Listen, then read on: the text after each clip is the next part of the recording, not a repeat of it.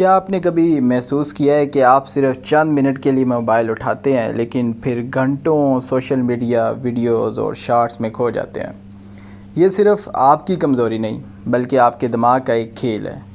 آج ہم بات کریں گے ایک مشہور کتاب ڈوپامین ڈیٹاکس کے بارے میں، جو ہمیں سکھاتی ہے کہ ہماری توجہ اور وقت آخر کہاں ضائع ہوتے ہیں۔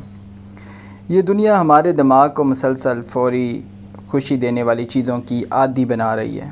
ہر نوٹیفیکیشن، ہر ویڈیو، ہر لائک ہمارے دماغ میں ڈوپامین پیدا کرتا ہے، اور یہی ڈوپامین ہمیں بار بار موبائل کی طرف کھینچتا ہے۔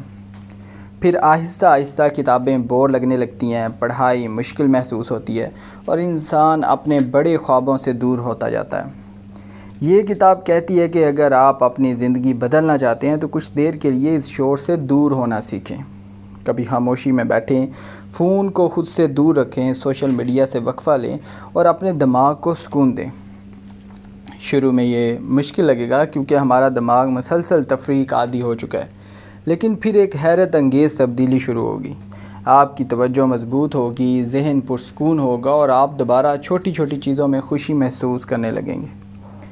کتاب کا سب سے طاقتور پیغام یہ ہے کہ جو چیز آپ کی توجہ پر قابض ہو جائے وہی آپ کی زندگی پر قابض ہو جاتی ہے۔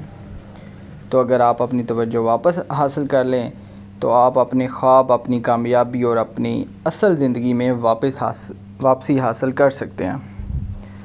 If you like this chart then please subscribe to my channel, and if you like to watch and listen the whole video of this book then please go to my video section and watch the full video of this. Thank you very much.